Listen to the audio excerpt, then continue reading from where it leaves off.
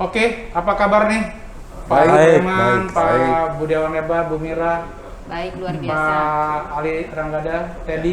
Baik. Baik ya. Oke, terima kasih nih waktunya nih. Kita ini adalah talk show kedua dari Medlock nih.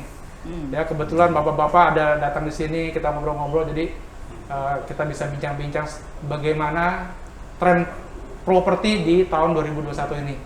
Saya mau minta pendapat dulu dari Pak Budiawan Lebar sebagai Presiden Direktur dari PT Aksara Global Development. Kalau boleh saya tahu, Bapak proyeknya di mana saja, Pak ya? Oke, terima kasih Pak Ismet. Pertama-tama mungkin proyek yang sedang kami kerjakan saat ini adalah di apartemen di Ciputat, Ya. namanya The Spring Residence. The Spring Residence, oke. Itu rencananya kita akan membangun di sana 4 tower sebenarnya. 4 tower. Cuman saat ini kita masih menyelesaikan yang 1 tower pertama Satu dulu. tower pertama ya? Ya. Oke. Kemudian kita juga ada proyek di Bekasi, itu Senopati Estate. Senopati Perumahan Estate ya? 1 dan 2 perumahan itu. Perumahan tipe menengah lah, menengah. Tipe menengah ya, Ya. oke. Kemudian juga kita ada di Depok, Ya. Aksara Residence, itu juga perumahan menengah lah. Aksara Residence. Harga 400-an juta lah di situ ya. Oke Pak, saya mau tanya nih Pak, menurut Bapak nih tahun 2021 ini kan vaksin sudah mulai bergerak ya Pak ya, mulai Ya. terus digerakkan terus kan. Tapi bagaimana Pak kecenderungan properti menurut pendapat Bapak secara keseluruhan pandangan dan dengan proyek Bapak bagaimana Pak? Ya, pertama mungkin ke depan ini di tahun 2021 ini memang COVID kan masih belum reda seluruhnya ya. Jadi memang di proyek apartemen kami itu kita mesti hati-hati ke depannya. Ya. Jadi rencana-rencana kami yang akan bangun 4 tower kita akan hati-hati dengan pertama kita selesaikan yang pertama dulu nih. Jadi pertama ini kita jualan hati-hati menghadapi tahun 2021 biar lewat dulu segala prahara COVID dan sebagainya itu. Tapi untuk yang perumahan landed lebih optimis sih. Walaupun saat ini masih ada COVID, itu masih berjalan dengan baik gitu.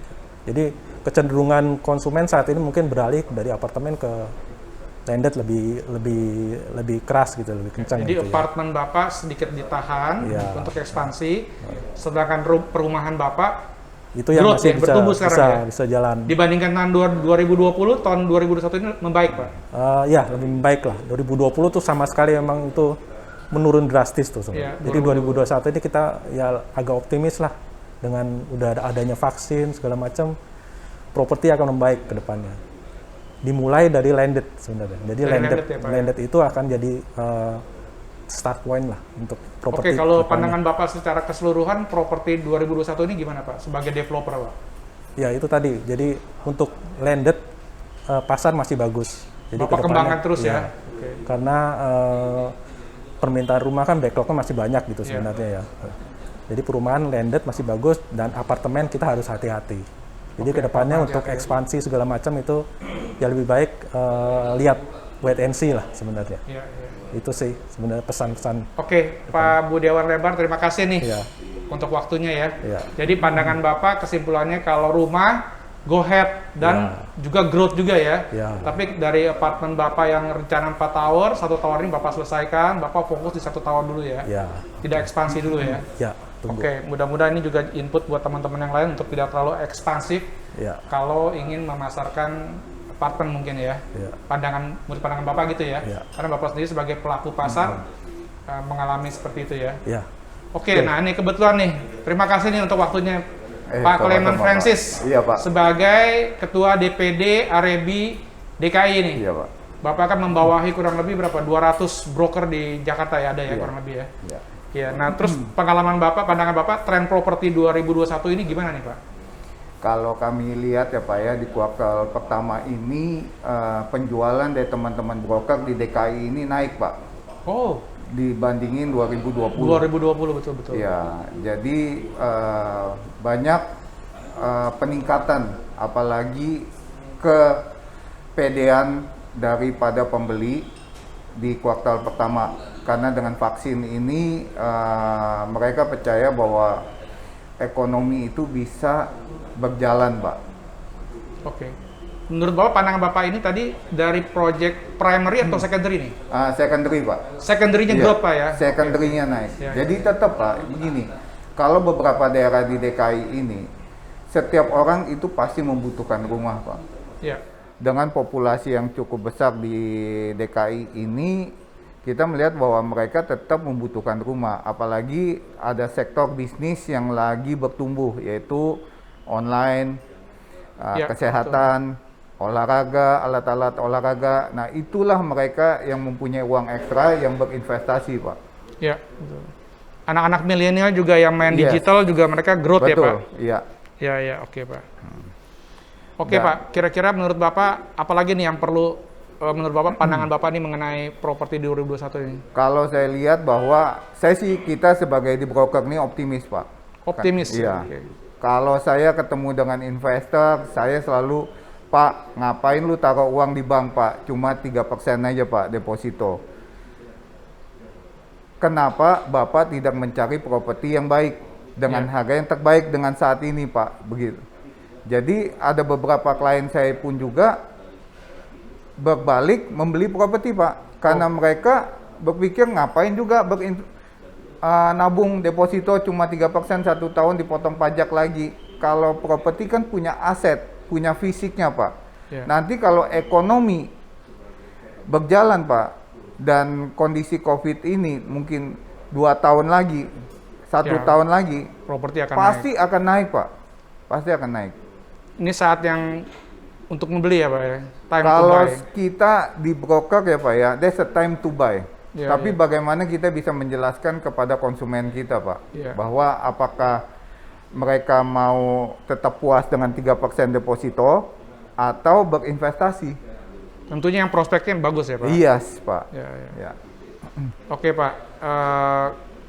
Kira-kira Bapak mau sampaikan apa kepada teman-teman broker nih, Pak? Di Jakarta dan di seluruh wilayah. Kalau kami di DPD RIB DKI ini melihat, Pak, bahwa teman-teman broker ini tetap antusias di tahun 2021 ini. Kenapa? Mereka berjuang, Pak, dengan tahun 2020 yang pandemi COVID-19, tetapi 2021 ini dengan melihat keberhasilan dengan transaksi menjual properti secondary dan beberapa primary, Pak, itu mereka, kalau saya lihat, mereka lagi ini, Pak, lagi antusias, Pak. Iya. Oke. Terima kasih nih, Pak Clement. Sama-sama, Pak Clement Pak. juga sebenarnya punya perusahaan broker juga. Namanya Exmark Kebayoran. First Kebayoran, Bekasi, dan Kelapa Gading ya. Ada 3 ya, Pak ya? Iya. Oke, terima kasih nih, Pak, waktunya nih, Pak. Terima kasih, Pak Ismet. Nah, ini Bu Mira nih. Bu Mira juga kebetulan dari Exmark ya. Exmark Kelapa Gading ya. Nah, Ibu ini kan sebenarnya dulu dikenal sebagai orang yang jago memasarkan apartemen untuk primary, di samping secondary juga ya. Tapi pandangan Ibu secara keseluruhan bagaimana nih tentang properti di 2021 ini? Baik, selamat siang semuanya, selamat pagi juga mungkin buat yang baru nonton. Terima kasih Pak Ismet untuk kesempatannya. Saya kira kalau kita mau compare dari 2020 ke 2021, kita harus percaya semuanya 2021 ini jauh lebih baik daripada 2020 kalau kita compare di bulan yang sama ya. Karena saat itu kan mulai COVID pertama ya, situasinya memang sangat mencekam ya. Kita semua juga takut dan tidak bergerak semua, tim-tim kita juga semua tidak bergerak. Tetapi ke sini 2021 kita optimis seperti tadi saya garis bawahi ya Pak Clement ya, properti akan menjadi lebih baik ya. Tapi pasti kita juga butuh support dari semua stakeholder ya, dalam hal ini developer yang tetap membangun. Jadi tadi saya terima kasih juga nih Pak Budi optimis nih ya, karena tanpa optimis dari para stakeholder nih kita juga mungkin nggak bisa bergerak di sisi primary. Kalau di sisi secondary, saya kira memang sandang pangan papan kita di bidang papan pasti orang butuh, ya orang mau merit butuh properti, ya. Nah, apakah secondary berjalan? Saya kira masih banyak kebutuhan, masih ada kebutuhan di situ. Di samping mungkin juga para investor-investor yang memang tadi Bapak bilang time to buy ya, harga banyak yang koreksi. Orang daripada nanam duit cuma 3% di bank, akhirnya mulai mengalihkan untuk berinvestasi, menjadi investor kecil-kecilan dengan passive income yang lumayan ya kalau kita bermain di apartemen. Kalau bermain di landed house mungkin pasti akan dapat dari capital gain-nya karena harganya lagi murah. Jadi secara keseluruhan saya tetap optimis di tahun 2021 ini lebih baik daripada tahun 2020. Tapi memang saya kira juga pemerintah juga terus memberikan stimulus ya yang baik dengan free PPN, terus juga bank sekarang hampir semua bank menurunkan suku bunga supaya ada geliat lagi untuk semua orang membeli. Ya, para pemain pemula ya seperti tadi kaum milenial dengan suku bunga yang murah, pasti buat mereka juga menjadi tantangan. Wah, saya daripada uangnya 1 bulan 5 juta buat jajan doang di kafe, mendingan mulai saat ini saya punya aset, punya tabungan di aset gitu. Jadi saya tetap optimis di tahun 2021 properti kita pasti lebih baik daripada 2020. Mudah-mudahan dengan stimulus dari pemerintah, dengan para pemain developer semua mulai tetap membangun dan di secondary semua tetap ada kebutuhan. Saya kira properti ini harusnya menjadi salah satu bidang yang tetap bagus lah, survive. Ya. Oke, terima kasih Bu Mira. Semoga Exmak Gading ya. Mulia. Exmak Mulia. Exmak Mulia bisa terus eksis ya. Karena 2021 ini mulai membaik juga dari segi primary maupun secondary menurut Bu Mira ya. Yeah. Oke, nah melanjut dari cerita Bu Mira bahwa dari properti di 2001 baik secondary maupun primary akan growth ya, jauh lebih baik dibandingkan 2020. Selain karena ada vaksinasi juga orang-orang lebih tertarik sekarang untuk invest di properti karena harganya terkoreksi. Nah, kalau Bapak nih Pak Teddy ini kan spesialis jual beli menyewa di Kelapa Gading untuk apartemen nih Pak, khususnya di Moy ya Pak. Pandangan Bapak gimana nih mengenai apartemen di Kelapa Gading, terutama di Moy juga gimana Pak? Terima kasih Pak Ismet. Kalau apartemen di Moy terus terang memang agak berkurang di tahun 2020, tapi 2021 mulai membaik karena memang mungkin ada orang asing WNA dari Cungko datang yang China, pindah ke Moy, yang kita jalanin sekarang. Dan juga banyak juga yang orang ekspat dari Cungko itu dia beli. Walaupun memang ada ketentuan dari pemerintah tidak boleh membeli, tapi dia membeli melalui atas nama perusahaan. Saya rasa tahun depannya juga akan bertumbuh lagi dan akan banyak lagi kalau juga pemerintah juga nanti akan membuka orang asing datang ke sini. Ya. Kalau pandangan Bapak, jual beli yang banyak apa sewa menyewa saat ini? Saat ini Growth-nya yang mana yang lebih bagus? Terakhir ini jual beli. Oh, oke. Udah mulai ada. Mulai jual beli ya. Betul. Ya, Karena ada orang asing yang dari Cungko itu yang memang dia berani beli, berani ekspansi di invest di Moy ini. Oke. Kalau di Kelapa Gading keseluruhan, menurut pandangan Bapak bagaimana? Growth juga nggak? Di Kelapa Gading dibanding seperti yang Bu Mira bilang di tahun 2020, 2021 pasti growth Pak. Karena kan memang PSBB udah dilonggarkan semuanya. Mungkin karena harga terkoreksi itu kali ya? Betul. Yang memang walaupun cenderung yang banyak terjadi itu harga rumah yang di bawah 2M. Rumah yang di bawah 2M yang laku? Ya, itu tetap masih berjalan sih. Tapi di Kelapa Gading ini kan rumah kurang lebih memang segitu ya? Memang yang kecil ya, yang paling kecil ya? Jadi yang paling kecil yang laku ya? Ya. Yang 5M, 7M itu masih belum bergerak gitu? Itu agak slow, masih bertahap sih Pak. Berarti ini mirip-mirip yang tadi Pak Clement sampaikan ya, bahwa milenial ya, dia dapat DP dari orang tuanya, dia beli di Kelapa Gading yang harganya 2 miliar, yang pas gitu kan, rumah di Kelapa Gading paling kecil 2 miliar kan? Oke. Ya, terima kasih Pak Teddy. Ya. Oke, yang terakhir nih. Nah, ini Pak Ali ya, Ali Tranggada. Property Watch. Golden Property Award. Waduh, banyak sekali statusnya. Dan sekarang ini kalau ibaratnya celebrity property, ini nih yang lagi naik daun ya. Oke Pak Ali, nah ini sebagai pengamat properti, pandangan Bapak bagaimana nih properti di tahun 2021 ini Pak? Kalau maksudnya gini sih, kalau kita ngeliat tadi Ibu Mira kan berapi-api gitu ya. Pak Clement masih optimis, ini pengembangnya bukan strateginya dirancang lagi lah gitu ya. Ini udah nunjukin ini kalau properti bagus gitu. Tapi kalau semua diem Pak, ini bahaya. Iya, iya. Ya kan? Kalau masih berapi-api, masih ada inilah ya, ada apa namanya? Ada semangat. Semangat gitu. Yang bahaya itu kalau semua diem nih Pak. Iya, Aduh, itu bahaya lah. Iya, iya, iya. Tapi gini, saya lihat gini ya, soalnya ini kan 2020 itu memang kita challenging lah ya. Iya. Tahun challenging, data kami pun menyebutkan sebetulnya 2020 dibandingkan 2019 itu jatuh properti 31, sekian %. Tapi ada menarik nih Pak, jadi Iya. yang Pak Clement bilang juga tadi, ini sebetulnya properti kan bukan nggak ada daya beli, Iya. ya. Tapi masyarakat ini tidak mau spend gitu kan, tidak mau Iya. membelanjakan ke properti karena memang PSBB, pengetatan, dia nggak bisa beli properti. Iya. Ada yang bilang pakai online pun, saya nggak yakin 100% harus online. Iya. Ya pasti dia 1 kali 2 kali kan Bu ya mesti datang, dia kan mesti megang, merasakan gitu Iya. kan. Jadi feel-nya kan nggak dapat kan, beda kan properti kan. Kompleks lah gitu kan. Iya. Masalah apa legalitasnya segala macam dia mesti tahu juga. Nah, jadi properti ini nggak kehilangan daya beli.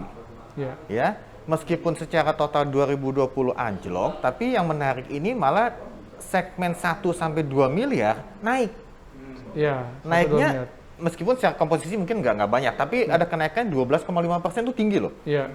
Ya, jadi di segmen itu kan ini lucu nih. Jadi orang ada daya beli, mau beli, ya 1 sampai 2 miliar kan tadi, yang di atas 2 miliar gimana? Dia bukan nggak ada daya beli juga Pak. Iya. Dia ada daya beli, tapi dia ngeliat tadi ini harganya bagus nggak gitu kan ya, daripada dia dia simpen dulu di bank lah. Tapi bukan dia nggak mau, dia mau kalau di secondary harganya bagus dia beli Pak. Iya. Ya betul ya. Jadi dan kita lihat pun sebetulnya kan masalah COVID ini saya bilang ini kayak zero sum game Pak.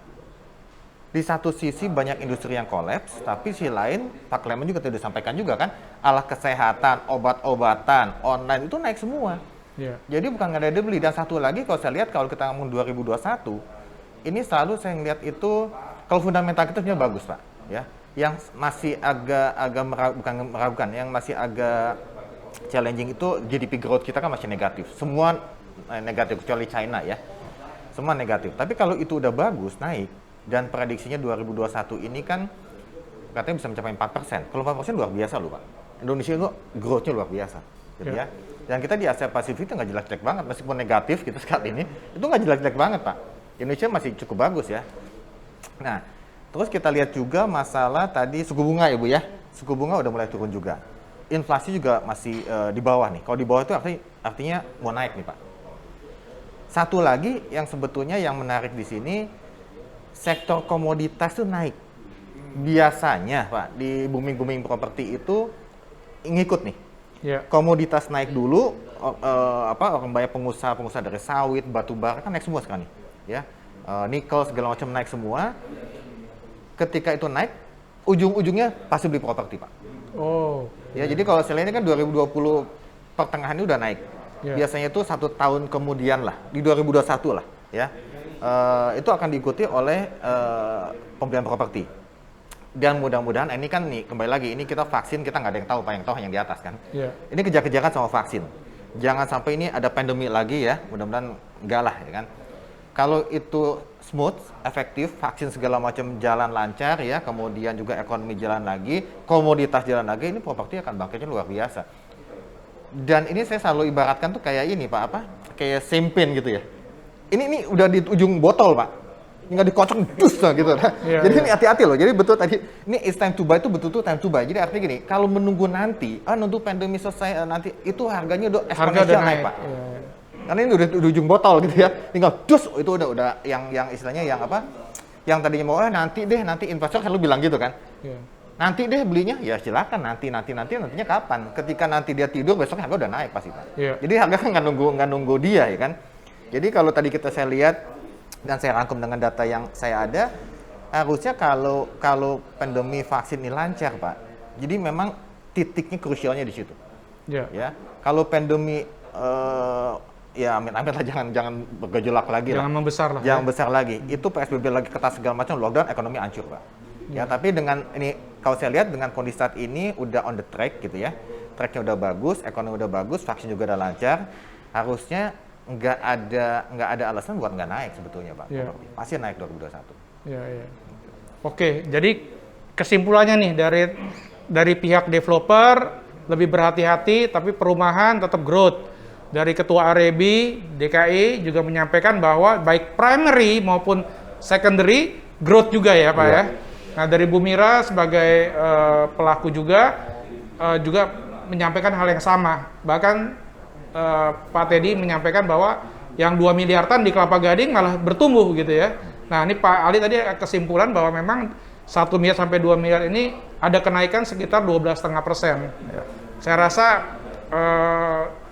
developer juga boleh memikirkan untuk membangun yang 1 sampai 2 miliar nih Pak, supaya bisa dikejar oleh milenial nih Pak. Ya.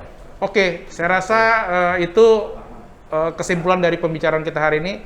Terima kasih. Jadi kita semua berharap vaksin ini bisa benar-benar baik sehingga diyakinin oleh teman-teman sekalian bahwa properti ini akan growth di 2021, 2022 makin baik.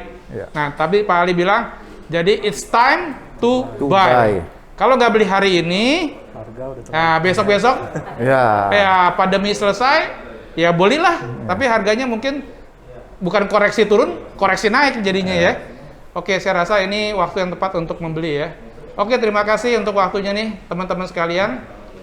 Pak Clement sebagai Ketua Arebi DKI, Pak Budiawan Lebar sebagai developer apartemen dan perumahan, Bu Mira ex Makmulia ya di Kelapa Gading, Pak Ali Tranggada ya orang yang super top selebritinya properti ya, dan Teddy sebagai Pak Teddy sebagai pelaku juga di Kelapa Gading terutama di Moy ya.